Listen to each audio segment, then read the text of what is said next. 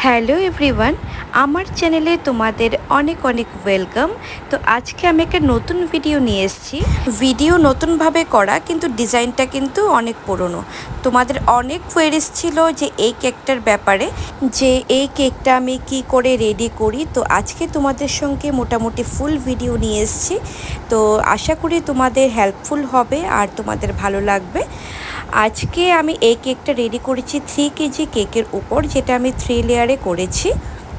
এই কেকের ডিজাইনটা আমি অ্যানিভার্সারির জন্য সবচেয়ে বেশি আমি সেল করেছি, মানে সবচেয়ে বেশি আমি এই কেকটা বানিয়েছি।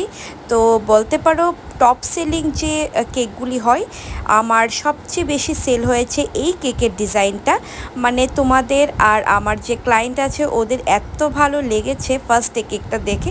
তো এই কেকটা আমি প্রচুর অর্ডার পাই। তো ফার্স্টেই দেখেছো যে আমি কেকটা হোয়াইটের মধ্যে 3 টায়ার রেডি করে ফেলেছি, আর মিডলে আমি ডাবল দিয়েছি যেটা কেকটাকে সাপোর্ট দেবে। তবুও কেকটা একটু মানে একটু বাঁকা হয়ে গিয়েছিল, বাট এটাকে আমি লাস্টলি আমি এটা সোজা করে দিয়েছি। তো আমি পজিশন মতো কাপলের যে টপারটা বসিয়ে দিয়েছি। তার উপরে আমি এখন গাউনের যে এফেক্টটা ওইটা দিচ্ছি। ফন্ডেন্ট দিয়ে এটা রেডি করে ফেলেছি গাউনটা। এখন জাস্ট ক্রিমের উপরে এটা পুশ করছি। তো এইভাবে আমাদের যে কাপলের যে গাউনটা রেডি হয়ে যাবে। তো খুব ইজিভাবে তোমরা এই কেকটা রেডি করতে পারো। এটার অনেক রকম ডিজাইন আসে, ক্রিম দিয়েও এটা করা যায়, বাট ক্রিমের যে ফিনিশিংটা এটা কিন্তু ফন্ডেন্টের ফিনিশিংয়ে আসে না। তো এখন আমি ফ্লাওয়ার দিয়ে দেব। ফ্লাওয়ারগুলো কিন্তু আমি এইভাবেই বসাচ্ছি না, ফ্লাওয়ারগুলিকে আমি ফ্লাওয়ারের যে স্টিকটা ওইটা আমি পুরোটা আমি র্যাপ করে তারপরে পুশ করছি কেকে। তো দেখো উপরে ডাবলগুলি কিন্তু আমি সরাইনি যাতে কেকটা সাপোর্ট পাই, এই জন্য আমি কিন্তু ডাবলটা সরাইনি। আর ডাবলটা দেখাও যাবে না, কারণ ফ্লাওয়ার পড়বে উপরটায় পুরোটা ভর্তি করে, তো ডাবলগুলো আর দেখা যাবে না, তাই বলে আমি ডাবলগুলো আর ছোট করে কাটিনি।